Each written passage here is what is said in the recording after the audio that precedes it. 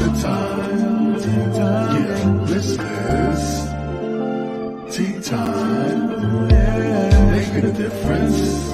One cup at a time. Tea time. So be sure to grab your tea, grab a seat, and tune in to Miss Liz. Tea time. Making a difference. One cup at a time. Tea time, yeah. Tea time.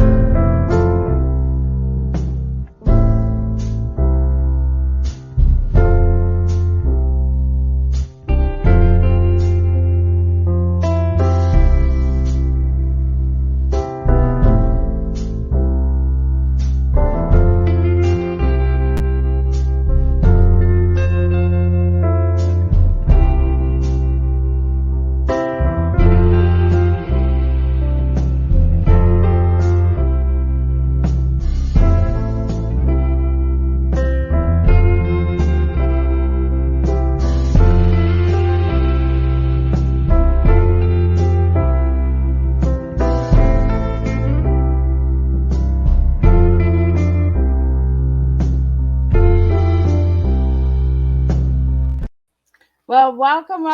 We are back and we are here for the last tea time already. We have done two amazing shows already today, and we're going to end it with an amazing topic. But before we get started, we're going to do the disclaimer. We're going to do a bio. We're going to get all of that good stuff in there. So grab your tea, grab your coffee, grab a glass of beer, or grab a glass of wine, whatever you would like to drink. It is not a beverage that you need to drink tea on Tea Time with Miss Liz. So I want to just let everybody know that I really appreciate all the support and shares that you've been doing for Tea Time and all of the outreaches. It really, truly is making a difference. So let's just keep doing that. Let's just keep sharing all of these incredible tea times. But tonight I am joined with a beautiful lady who has a beautiful heart, as you can see in the intro video, has had over 70 children in the foster care as a foster caregiver. So we're going to talk about foster care. We're going to talk about adoptions. We're going to talk about a lot of tough subjects tonight. So if this tea time is going to trigger you, I will not be offended if you do not tune in tonight. So again, I want to thank everybody for the support. So let's get into the disclaimer. Let's get into a bio and let's spill a good, strong cup of tea with a beautiful lady from Australia. That's right. We got Australia in the house tonight. Disclaimer for Miss Liz's Tea Time live show. Miss Liz is going live using StreamYard. Before leaving a comment, please grant StreamYard permission to see your name at StreamYard.com. Please be advised that the content brought forward for any Tea Time show hosted by myself, Miss Liz, is always brought forward in good faith. However, may bring forth dialogues and opinions that are not representative of my platform. The facts and information are perceived to be accurate at the given time of airing. All Tea Time guests and audience participants are responsible for using their good judgment in taking any action that may relate to the discussion. The content brought forward may include a discussion for some where they may be emotionally at risk. It is significant to know that the show is engaging in discussions forms only to offer and inspire awareness and connection and is not providing therapeutical advice. If you have any questions about the disclaimer or the panelist discussion, you may freely contact me, Miss Liz, through my email at bookingmissliz@gmail.com. Moving forward, should you choose to voluntarily participate in tonight's show in any aspect, I myself, Miss Liz, welcomes you. And should you decide that this show is not made for you at this time, I respect your wishes and I will see you at a later show, later date and time. And again, all tea times this year in 2023 are done on Thursday unless they are a rescheduled tea time. So now I want to introduce the amazing Irina Castellano. I think she told me just before we came on, so I'm going to get her to tell me when she gets out here again. But she's coming in all the way from Australia. So it's really early in the morning on Friday there, and we're here Thursday. So Irina, I'm not saying it right. I know I'm not. And I'm going to get frustrated with myself. Irina is an authorized foster carer who's dedicated to providing safe homes for vulnerable children, especially now that we have hundreds of kids sitting in motel rooms as we do not have enough safe homes. for them to go to. Her work has been featured in a dozen of podcasts, a book, articles, as well as radio interviews like with SBS German radio and the Meaningful Monday radio show. She's also runs the nationality a certified foster care program and adoption seminars using her over 20 years of experience. Irina provides awareness and education around all aspects of fostering. She offers professional one on one support, training, and guidance to all potential foster carers and hopeful adoptive parents. She is on a mission to find more careers and to work with IVF clinics and their unsuccessful clients to create families. Along with her husband and three children, Irena has provided a home to over 75 children. That's right, 75 children. Her upcoming memoir will cover her life as an expert in 8 countries, as well as her honest account of her foster and adoptive journey. So let's get her in here and let's spill some tea and let me get her to correct how I'm saying her name. It's all good. And the more you said it, the better it got. I was just like, you Yeah. told me in the back, and here I am. I can't even. It's been a long day. I know. It's a very unusual name. So it's Irina. It's actually originally Russian, but my parents just saw it at the end of the movie on the trailers, liked it, and I'm now Irina Castellano. Thank you for having me, Miss Liz. So, Irina, you're originally from Germany, correct? Correct, yeah. Married to an Aussie, and I have 3 kids from 3 different backgrounds. So there's a little bit of Singaporean, Bangladeshi, and Lebanese in my kids. So yeah, so 2 are adopted and 1 is biological. So let's get into it. How did it all start? Let's go back to the little girl and how you became a foster carer. Because I'm really open on this topic. A lot of people know my story. I was in foster care as a child, and my children were put into foster care system because of domestic violence. So I really want to have a heart-to-heart talk with you tonight on why you became a foster carer, because I want to know what it takes to be a foster carer. I'm not a foster parent, so I don't know what you do, and I want to have a heart-to-heart talk with you tonight about that. Right. Yeah. No, I didn't even know it was so real for you and such a connection. So yeah, I'm happy to hear any questions, any feelings you might have. You know, I've worked with many birth families. We've had, thanks God, a lot of reunifications with birth family, because this is where the kids belong. So kids always should be with birth family if at all possible. So it just needs to be safe. There's different situations, right? Yeah. And we actually, one of my the very first child that we took into our care was actually a family that just needed a helping hand. And they voluntarily, they said, look, I'm struggling. I need somebody for my kids. I'm an expat here in Australia. I have nobody. And my husband works. I need to go into a hospital. And this is also reasons why kids end up in foster care. And this is, the unknown part of it. A lot of people don't know that, people come forward and say, hey, I need help. And I'm doing this voluntarily, that my kids go into foster care. And then, once the family is back on their feet and everything is, all right, then the kids go back. And that's, a side that a lot of people don't know about. Yeah. And I really want to thank you for that, because that was my situation. I needed help. Right. But it came to the point where you have to make a decision for your children, the well-being of your children. Sometimes, you have to say, as much as you want your children back at home, sometimes it's better for them to stay where they are, and build a relationship with that family. So did you ever have that situation where you had a mother or father put their kids into care and then want to build a relationship with you and kind of stay connected as well to their child? Yeah, definitely. I mean, we actually have one scenario where, the very first one, like I said, there was a beautiful Vietnamese family, and they gave me their son. I looked after him until the lady came back out of hospital, and then he went back, and they were incredibly grateful. And just, so that was like my first experience, and it was beautiful to start off like that, because I know that, initially when the kids are taken, I don't blame the birth family for not being, if it is not in a voluntary scenario, for being a bit of auntie foster carers, and that's where you normally just stand back, let the caseworker deal with everything, and then when it's kind of calmed down, then you get involved. So the longer the kids stayed with us, the more then I would say, hey, I'm happy. So as long as there's not a safety issue, I'm happy to get to know birth family. I want to work with them because, I want them to see that the kids are doing fine. I want them to be relaxed. But we had one scenario where and I know that they don't mind me talking about this because we're actually very close. We had a little girl come into our care where she was actually only a week old, straight from hospital.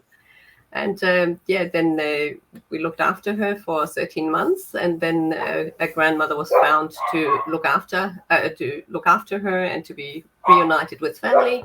And we are actually in a really great. Sorry, we've got a few dogs here at the moment. We have a great relationship. So they actually come and see us. They live in another state. They come and see us once a year. They stay in our guest room. We go and see them, and they know that we've always only wanted the best for her, and they've embraced us as the extended family. And it's beautiful because the little girl, runs in here now and just feels at home. And then again, she knows where she lives, and she just feels really supported that we're still there for her. And yet, she's so happy with the whole scenario. So that's it. And there was a reason why I asked you that, because I want to take the stigma off of the anger, right? Because there's a lot of people that when they hear foster care and they hear adoption, they get angry, they get aggressive, and there's a stigma, right? Of, oh, you just want to take my kids from me, you just want to have my and that's why I wanted to put that out there. There are relationships, there are situations where the foster care families are connecting with the biological families, and working a relationship for that child. And I think that that's really important as well. And I've listened to a couple of podcasts that you've been on, and I'm like, oh my goodness, there's so much alignment. There's so much things that resonate that you have been through and that you've done. And I understand a little bit why you do it. So I never went into fostering to expand my family, and to be honest, I also got really upset that when we did foster for a few years, then we went to Singapore.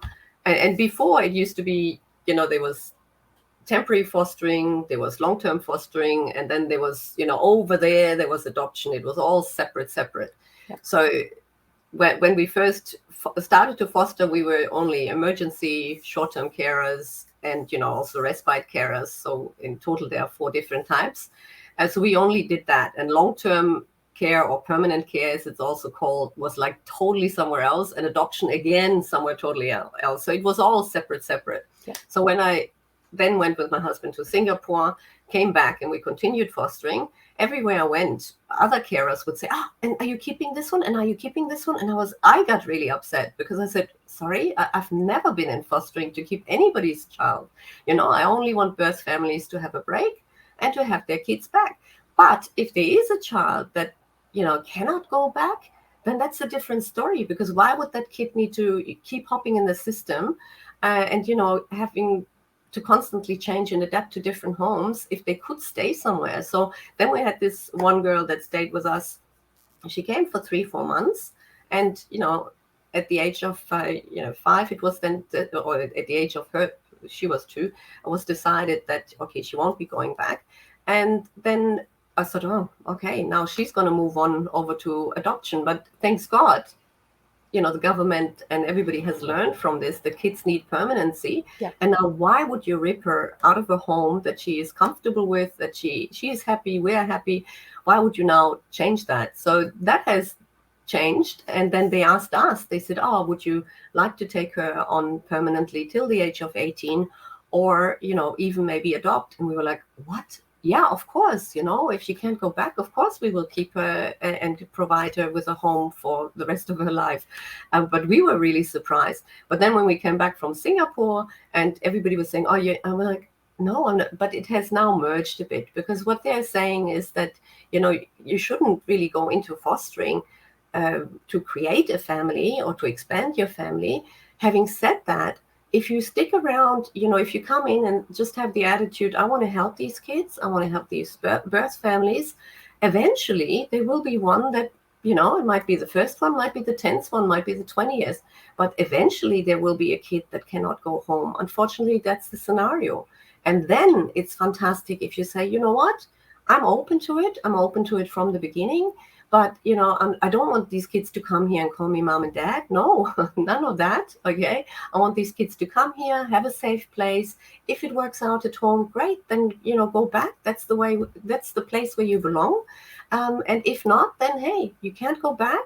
I'm here to support you. Let's have contact with birth family. Let them know that you're safe. Let you be able to ask all the questions you may have. So the connection and open adoption, I find that super important. Absolutely. The connection should always be there. Yep. If birth family then doesn't show up or doesn't, communicate or doesn't meet, what can you do? Okay. But the child needs to know that you're open, that you're embracing birth family, you're not judging. Everybody has its, own things going through. And of course, often there is also even generational trauma, so it goes from one generation to another, and it's not easy to just fix in a few months' time.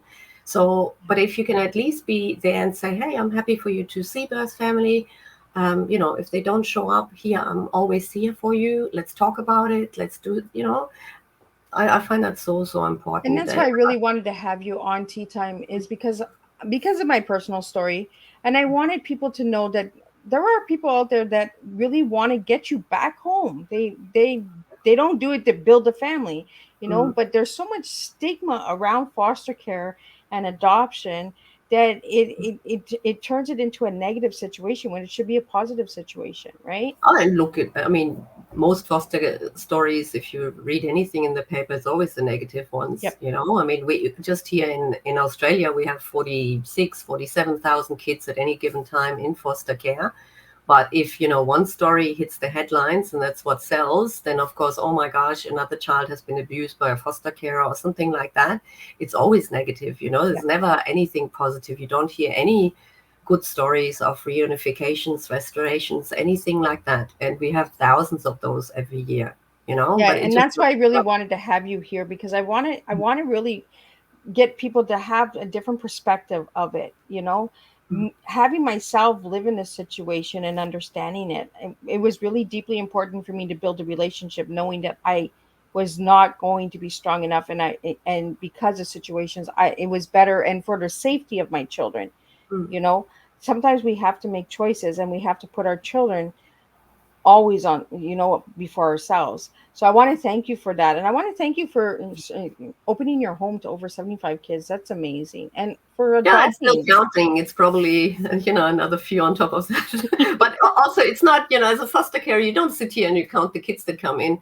It was just that when we hit 20 years, my caseworker, actually, who has been with me for many years, actually did a summary. And he had actually some kids missing on his list. And I was like, no, actually, this one came as well, and this one, So then we looked into it and we started counting. It was like, wow, that many? It never even occurred to me, So it's only because when we hit the 20-year mark. So it's been 23 years now.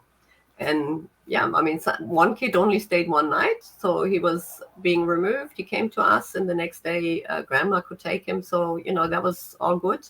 And yeah, the longest is the one that when we adopted one from out of home care from here, from Australia, because the other one was not living with us when we adopted her in Singapore. And what has that done for you by adopting one of your foster care? Oh, I've learned a lot. I'm continuously learning. I'm actually at the moment doing a graduate diploma in developmental trauma, because I'm still trying to learn and understand where these kids are coming from. And initially, I think here and there, I did take things personally when kids said something. And, if everybody ever thinks, oh, they're going to say, you're not my mom. I've never heard that. Okay. I've never heard that. But also parenting is not easy. Parenting in itself is a challenge. And I'm living now with 3 teenagers. So parenting in itself is one thing, but parenting kids that come with history that you don't know, it is challenging. And I've got one child who can see her birth family, no problem, anytime. We can SMS, she's got her number, all of that. And then the other one where there is no contact to birth family, because it is from overseas. Yeah. And they are not as open in Singapore about it, sharing your story and everything. So I have both, and they are so different. and yet they have so much in common. So I'm constantly learning from each of them and trying to navigate this, that, one has contact, the other one doesn't, and, one gets gifts, the other one doesn't. It's all these things that you need to navigate. And just, with identity and also culture and everything, you're constantly learning. I've learned so much through this adoption, to understand where kids are coming from and what's actually really, really important. I mean, I've taken so many things for granted from my family, like, routines, boundaries, all these things that you think are just so normal in every household. And then when these kids come in and they tell us it's totally different in their houses, that, it's mind blowing. I admire people who, like you, are voluntarily saying, hey, I'm struggling, help me here. I love that. I think it's the best thing for these kids, in the sense that, that they are safe, they're okay, you get your life back on track. And, then you have a much better chance of surviving all of this.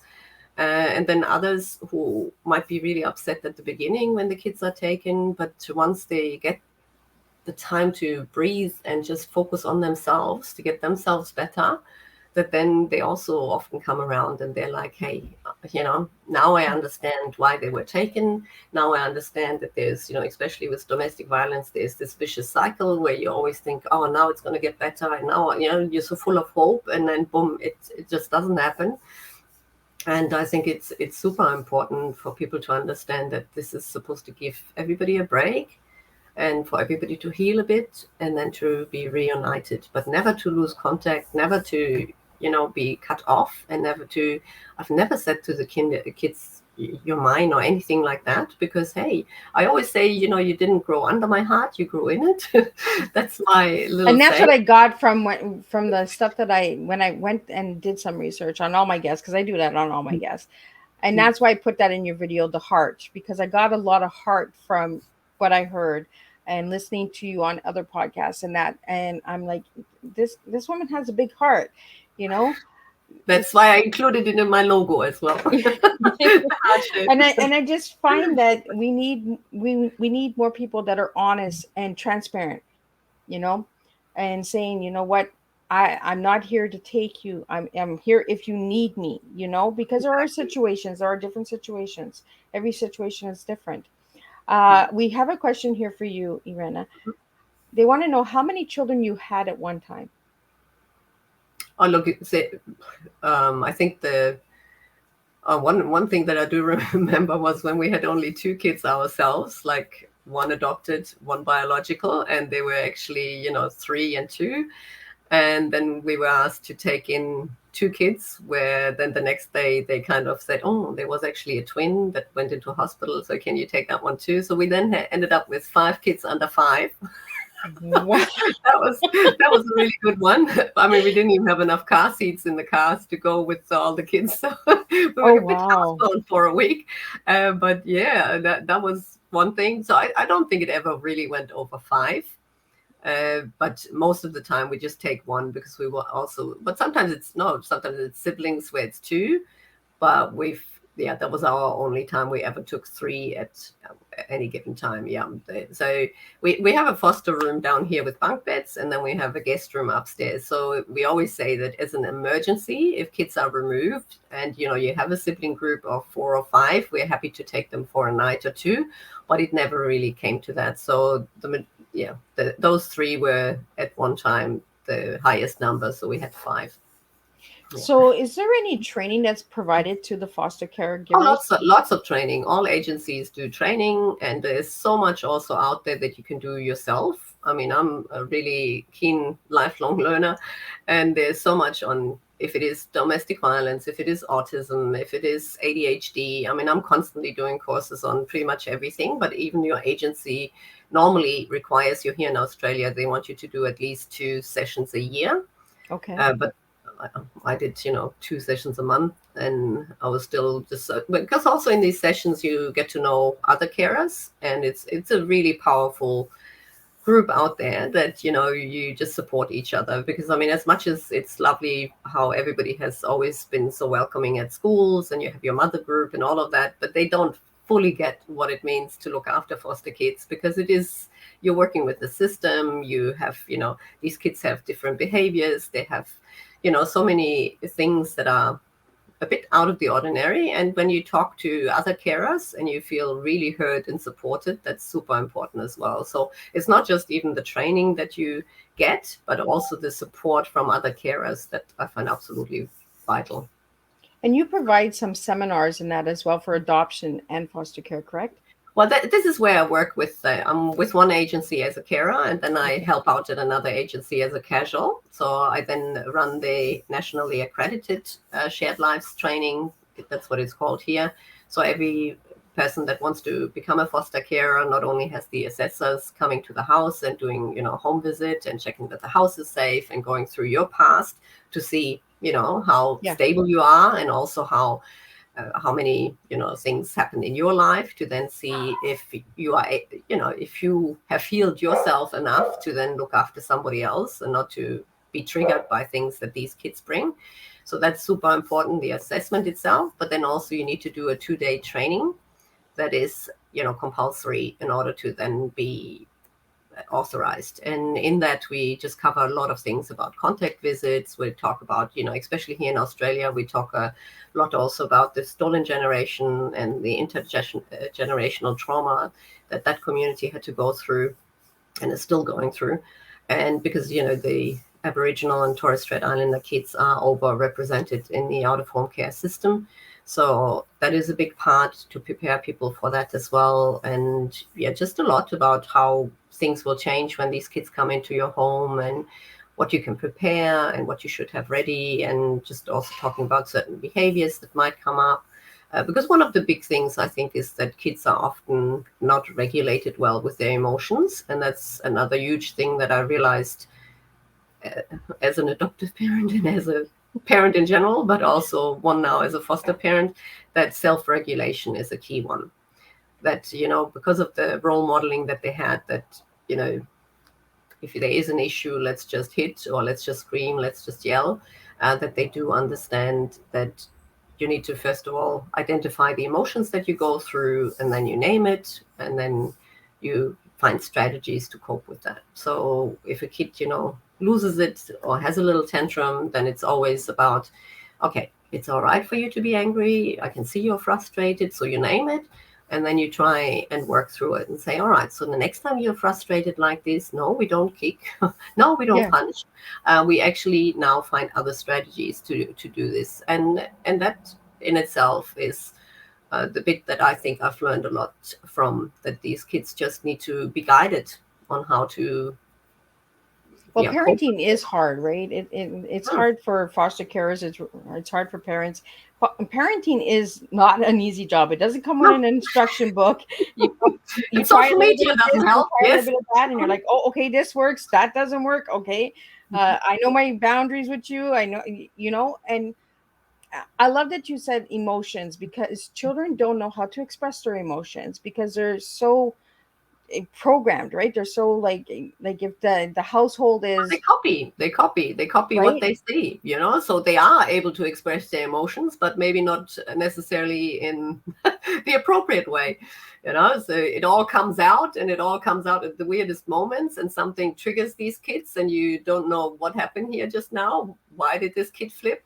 But then you work it out, and you, like, just an example, one time my boy, I mean, all my kids, this is another really great thing, that I think your children in your household learn so much from fostering these kids. Not just, that you can distract, that you can redirect with the emotions, like all of that, but also, my kids learned very fast that, oops, some kids, mom took drugs in utero, or, oh, okay, so this one doesn't see his parents because they're incarcerated, or dad was never in the picture, that was a one-night stand, or, all these things Yeah. that my kids, they grew up so fast by just watching what was going on. So they realized that they come from a really sheltered place and they were not exposed to any of this. And I think it's also really great life lessons that these kids are learning, and one time, I mean, my kids have always been very involved, and one time he threw a kid up, and like, in the sense that, just to catch it and play and have fun, and one kid, he was a 6-year-old, he just lifted him up and he started screaming like anything. We're like, oh, put him down, put him down. And then later we realized that they were saying, well, there were so many people coming and going in the houses, and if they were in the way, they were just picked up and thrown in the corner. So, Oh, it's like you don't often realize what is triggering these kids, and you find out later what it was. When you talk about it, you say, hey, now that you're, calmer, and can we talk about yesterday? What happened there? And, and then they talk about it and they say, well, it just reminded me, and this is, whatever. So to always think that behind every behavior, there is a reason. yes. And sometimes it's just, even, bad attention is better than none. And Exactly, right? Sometimes because they seek attention so badly because of situations, that they'll react badly because it's getting them attention, you yeah, know, because that's what and they're that's also seeking. a form of neglect, if Yeah. you're constantly being ignored. And because, if parents are preoccupied with addiction or, all kinds of things going on in their lives, and they've never really felt heard, then either they go super quiet or they play up. And to be honest, I like to rather work with those that play up, because you can see what's going on and you can Yeah. start to name it. The ones that are super quiet and withdrawn and in the corner and seem so placid and so easygoing, those are the ones that worry me a whole lot more, because then the hurt.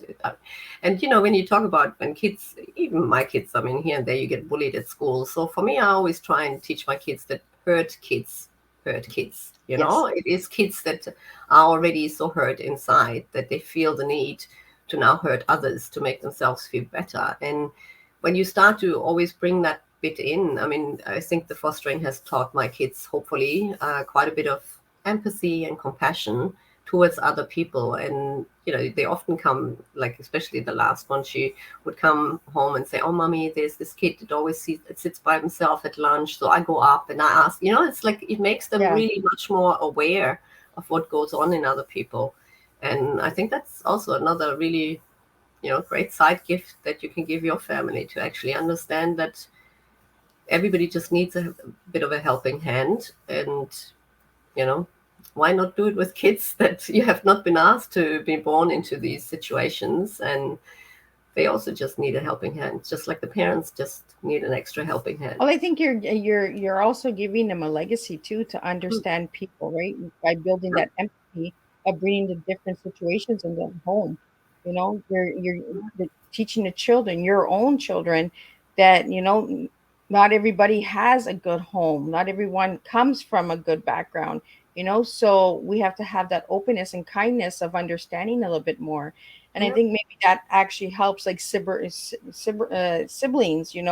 that look at each other and say, "Oh, we should watch ourselves. Like we should watch out for each other because mm, some children don't have that one to watch out for." And mm. I want to get into this. There's over 4,000 children that are in motels because they don't have homes. Correct, in Australia? Now, I wouldn't say that there are 4,000 in motel rooms. I mean, in our New South Wales now, we have a few hundreds. But all over Australia, we're looking for 4,000 homes. So that was announced by, Adopt Change. So that's the figure that is going around at the moment, that we need 4,000 safe homes. But it's not all of them that are in motel rooms, no. So how does that work for them to be in motels? Like, are they being cared by the hotel management? Like, how does No, that no, work? they would be with youth workers and Oh, caseworkers. okay. So, unfortunately, I mean, they are in Australia itself, like other countries. I don't know how it is in Canada, but a lot of countries have orphanages. In Australia, that was abolished because of the past history and then really negative things that happen in these orphanages. Unfortunately, that is also often the case in many other countries, but here in Australia there are no orphanages. So, which means that the kids are removed, and you call one foster care after another, and for whatever reason they can't take the kids, then the next option is to put them in motel rooms and then to have supervision there. But of course, that is not ideal. They need to be in family settings. They don't need to be Yes. just in a one bedroom there. So that's why the minute I heard that, because that is fairly fairly recent compared to the 23 years that I've been going. And ever since I heard that, I thought, okay, I got to do something here.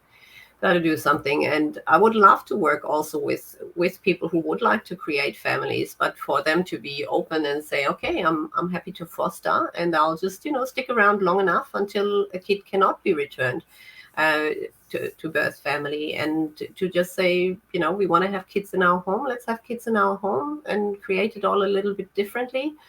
And yeah, just be there for these kids. And eventually, I would think that there is a child that cannot be restored, unfortunately. So, Irina, I want to ask you, if I ask you what your tea is tonight, what tea are you serving to the audience? Well, for the T for me stands really for transformation, transform these kids' lives into safe and happy, to create happy memories so that they have more happy memories than, the negative ones. And the E definitely for empathy, to show empathy to each kid's story and to be non-judgmental and just really just listen to what they have to say and actively listen to really take in what they're saying. And the A for me would always be attitude, that we change our attitudes to kids in care because they didn't ask to be in care, and to just be open-minded to create. I mean, these kids come to us and they have never had play dates. They've never had, sleepovers, all these things that we take for granted as, we all had it in our childhood, or most of us. And I just think it's incredible to then see kids that when I say, oh, you getting along with this one? Shall we invite them for a play date? And they're like, I can bring them home.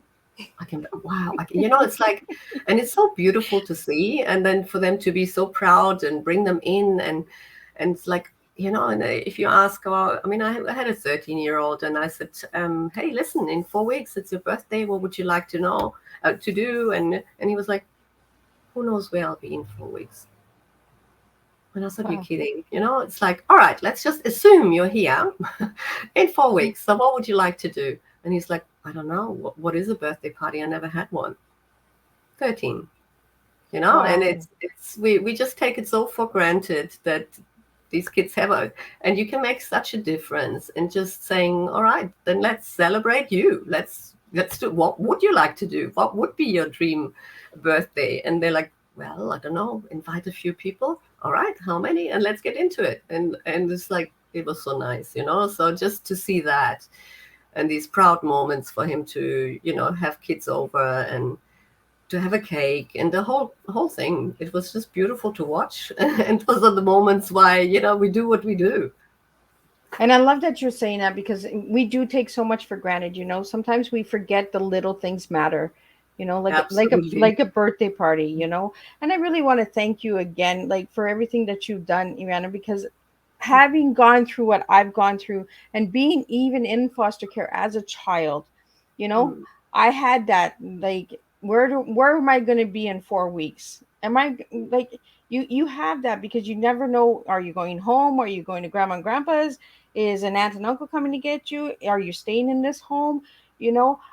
So I really am personally attached and connected with the work that you're doing, and I want to I thank would you love for. to hear your story. Why don't you write your story? I would love to read that. Oh, my story's in many books, but I Oh, want to there get you into go. your, Okay, I so want to go. get Then into I your need to book. do my research. There we go. I will Google that now. I want to get in, I want to get into your book, because you have your book in the back here, Elevate Your Performance. What is that all about? Yeah, look, the title doesn't fit to my chapter whatsoever. I did a coaching certification, so I'm a certified Okay. coach now, and I would like to, coach people on their journey and purpose in life. And if I can combine it with fostering, brilliant. But I then had a chance to be with 9 other coaches in a book, and all of them did it on coaching. So that's where the Elevate Your Performance comes from. And I said, no, if I can raise awareness, I want to raise awareness for fostering and adoption. And that's where my chapter is the odd one out. But this one is available. But I'm also writing my memoirs, and also there's a carer book that is coming out with other carers that we wrote a book together. That's coming out in probably April, somewhere around there. But my personal memoirs, I'm also in the middle of writing that, because I would just like to share that with Yeah. people, to really not be afraid to just give it a go. And there's never a perfect time to have a child, in my opinion. Right. No, we also wanted, I I know that other people are maybe waiting. I mean, we've gone through IVF to have our biological child, so I know that that is a journey for people as well. But I really think there's always reasons not to have kids, or thinking, oh, not right now and later. And the same with fostering. People are thinking about it, and I'm just saying, go for it.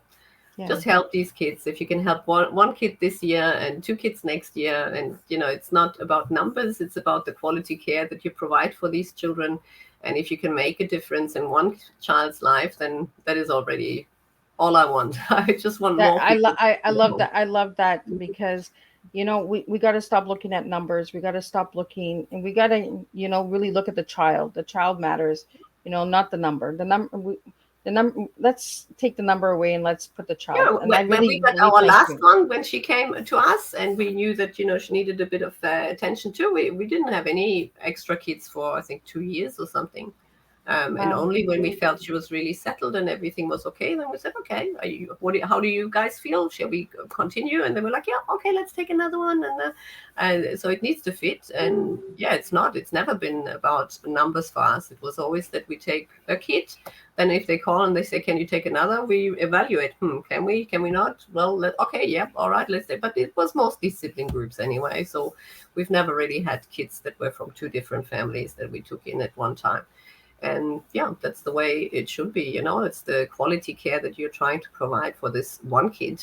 And then, if it suits you and you think you can handle another one and the child is fine with it, because that should always be part of it as well, then yeah, okay, because you all learn from each other. And sometimes I feel, having 3 or 4 that all play together is a whole lot easier sometimes than just one. So it needs to work for everybody. So yeah, no, really appreciate the time here that you So, dedicate. so Irena, you also talk about adoptions. So, what's the process of adoption? What's the time Well, frame?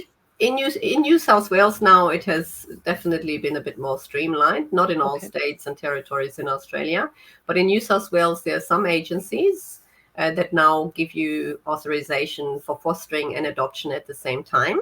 So, which Okay. means you do the fostering training, but you also do an open adoption seminar, and then you are authorized for both. So, which means that yes, we know that you are more likely to want, a permanent placement, but you will do the fostering along the line. And if sometimes you get a child within a few hours, you get it, and nobody knows what's going to happen in the future. Yeah. And then a few months, years, up to 2 years, a child can be in foster care, but then it needs to be decided what's happening. Is it being restored, or will it go for adoption? These are the guidelines now in Australia, so it has been definitely more streamlined. If a child can be restored within 3 months, 6 months, great. But then after, 24 months, it needs to be decided. And if it's not being restored, then it will either go for guardianship, permanent care, or adoption. And this is where this then comes in. So it has been definitely more streamlined, and they have learned over the years that permanency is the best thing for the child. So you don't want them hopping in the system. You don't want them going from one home to another. You want to give them permanency. And this is what adoption does. Well, And also and it guardianship. saves a lot of stress and trauma as well, because if you're bouncing the children from home to home, they never feel comfortable, right? They're just like, okay, I'm here for one night, then I'm at another place for another night, you know? Yeah, they might feel comfortable, but they will not feel secure. And this Yeah. is what we're trying to do. These kids are in need of a safe home, but they also are in need of permanency. They need to know what's happening in the future. I think COVID has shown us that, there's so much anxiety about, will I have a job? Will I have this and that? But can you imagine living with this as a child, not knowing where your Yeah. home is? Not knowing who's going to look after you, who's going to be there when you turn. I mean, there's a lot of anxiety also for kids to turn 18 and then think, oops, now I'm leaving the foster care system. Well, what happens next? I mean, which parent now has kids leaving at the age of 18? Not many, because, the cost of living and everything They're else, still where are living. kids going to go? So, Yeah. I mean, kids are normally there. So if you had a kid for a while in your care, then why would the birthday of turning 18 change anything? I mean, for us, if we would have a kid at that age, then yeah, well, you stay here just like all other kids. And, Hmm. once we know what you want to do and where you want to go, then that's the time, but not just because you turn 18. I want to get into the IVF. I heard your story. I listened to one of the podcasts, and you had spoken about losing a child, and I'm very sorry for that. Again, connection. I lost a daughter through abuse and stillborn. Mhm. And when you had mentioned that, I was like, there is really a reason why we're connecting and why she's coming on Tea Time. There's, the alignment of the way that the universe works to make people come into our lives, right? So, what would you like to change with the IVF, Yeah, see, I mean, and how many people talk about this? Not many right? people. Okay, not many people talk about the IVF journey. Not many people talk about miscarriage. I remember standing at a playground with a lady who had 4 kids running around, and then I told, I don't know how, but we got into this, and because I had all mixed kids there, and she said, "Oh, so how does this all work?" And I said, "Oh, fostering," and she said, "Oh, yeah, we struggled to fall pregnant," and I was like, "Hmm, you've just got 4 kids here." She said, "Oh, but I had 10 miscarriages," and I was like, "What?" It's like unless you talk Yeah, we about don't it, talk you about don't it. know. You don't know. So, and this is where, when I saw all these kids now in motel rooms, and I'm thinking so many people have gone through what we have gone through in the sense that we wanted kids and then it didn't happen. Uh, there must be a way to connect IVF clinics with, we're not trying to take the work and the money away from the IVF clinics, but for IVF clinics to actually say, you know what, you know, give people time to grieve that maybe they weren't successful or they could only have 1 kid through IVF, but they would love to have more kids. That you then say, all right, then let's look into fostering, let's look into adoption. Maybe 6 months, 12 months down the track, the IVF clinic sends something to these people saying, hey, have you ever thought about fostering? Have you, you need time to grieve and to Yeah. accept what's possible naturally or through IVF in your life, but then to say, all right, I mean, we want to fill our home with kids. Well, there are plenty of them out there, unfortunately, plenty of them out there. And even if you just say, I'm going into this on a temporary basis, or I'm happy to have both temporary or long term, and let's just see what happens and what develops. And there should be plenty of people out there. I mean, to think that we are in this country and you also have single parents that have one child but always wanted another. Why not foster? Why not adopt? You have people in gay communities that are going through so much with surrogates and all of that, but at the end of the day, this kid needs a home filled with love and people willing to adapt their life to a child in their lives. And yeah, I think we need to really rethink how we can find homes for these kids. I appreciate you saying that, Irena. Because there are people that want more kids but can't have more kids. Why not look into fostering, or even people that can have children, and open your homes. Yeah. Uh, I and we don't talk about it, and this is why I have my platform, because I want to bring these topics to the table that says, why are we not talking about it? Why are we not finding these homes? Why are we not finding solutions? Yeah. When you're right there, you're saying, hey, Mhm. let's open the door. You want a child, okay, foster a child, even if it's just temporary. You're gonna at least open that difference and make that difference, right? So I really want to thank you for bringing that to the table. And I want to, again, I really feel connected to Irina because we have so much similarities in the stories, that not through foster care and all that, but I mean, just personal, woman to woman. You Mhm. lost a child, I lost a daughter, through stillborn. And when you had mentioned that on a podcast, it kind of made me choke. I was like, oh, how do I prepare for this tea time? Because I knew Mhm. it was going to be a very, very heart to heart tea time for me. um Yeah, and you're not replacing by taking in other people's kids and helping them. You're not replacing the one that you've lost. You're not replacing, anything. You're just opening your home to other kids, and you get the joy of having kids around you. And this is all I ever wanted. I always wanted to. I mean, I've been babysitting since the age of 12. I've always had a connection with kids. And at the age of 13, I read the book A Child Called It by Dave Pelzer, and I thought, what, fostering? Never even heard of it.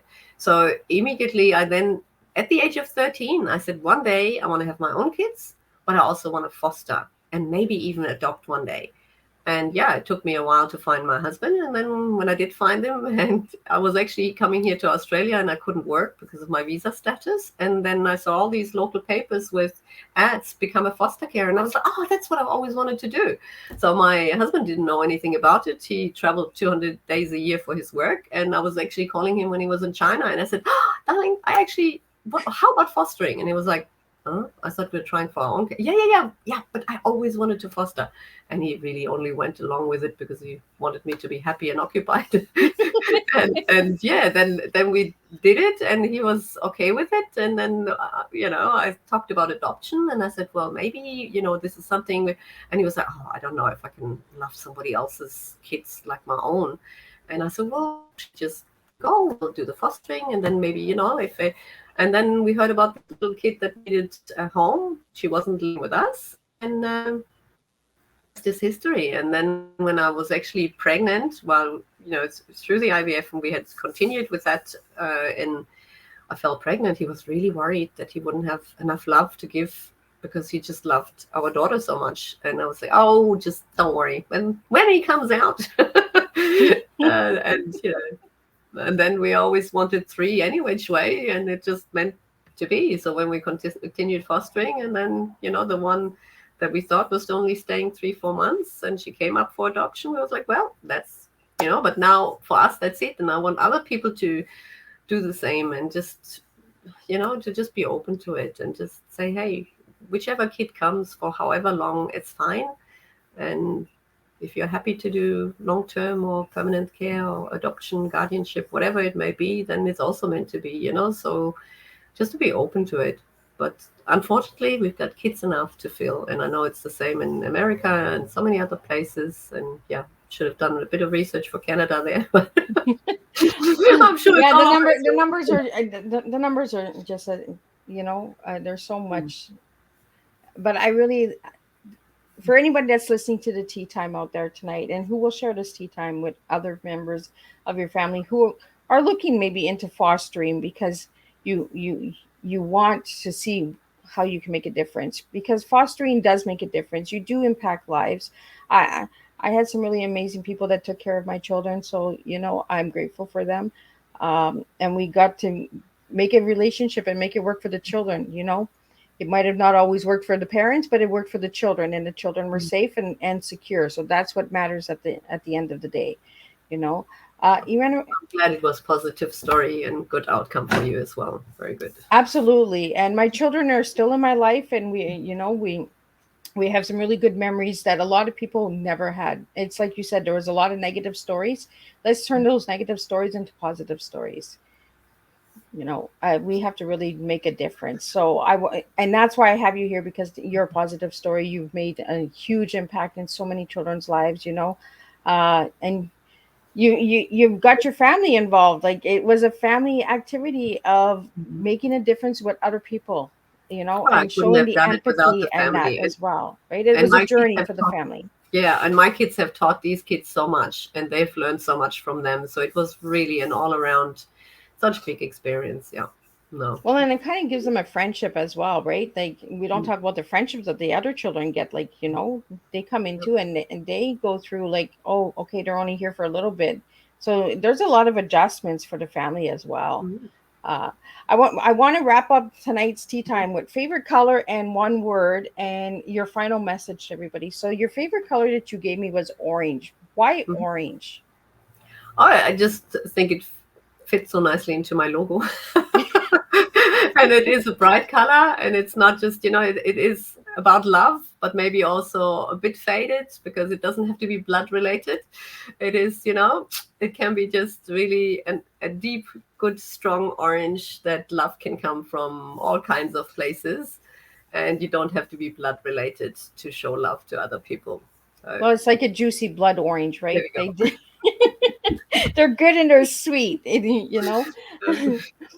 And I asked you for one word, and you gave me the word helpful. Why helpful?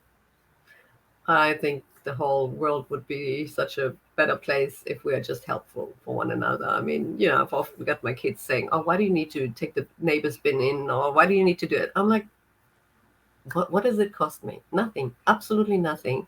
And being kind and helpful is just, I don't know, it's just absolutely, something that has always served me well. I don't think that I've ever gone short, because the more you give, the more you get back. It is just like that. And I mean, just by having the best of intentions and wanting to do the right thing. And yes, here and there, maybe I got burned, but those 3, 4 times are nothing compared to the thousands of times that I've, really gotten Yeah. so much more back. And for me, I will never change that. I will always try and be helpful. And that's what I feel I'm doing with the fostering. I'm helping other people to get back on their feet. And that's the whole idea. Well, you are making a huge difference. So if anybody would like to reach you to have them on their podcast, or just talk to you and get to know a little bit more on fostering and adoption, how can they find you? Yeah, on my website, I've now finally got a website up, irinacastellano.com.au, or find me on LinkedIn. I'm not as much on Facebook. And I'm still working out the Instagram bit, but yeah, I'm more than happy to chat with anybody for, let's say half an hour for free, where you can just find out if fostering is something for you or not. I would love to do that. Let's And get going in any country. oh, well, look at that. See, any country, she's opened the door. And if anybody would like to get your book that you have there, Elevate Your Performance, where can they get that? Oh, that's. I'm also, to be very honest, I've got the ebook. So if anybody contacts me and wants to read it, just contact me and I'll send it through for free. So, That's any fine. final words before we wrap up tonight?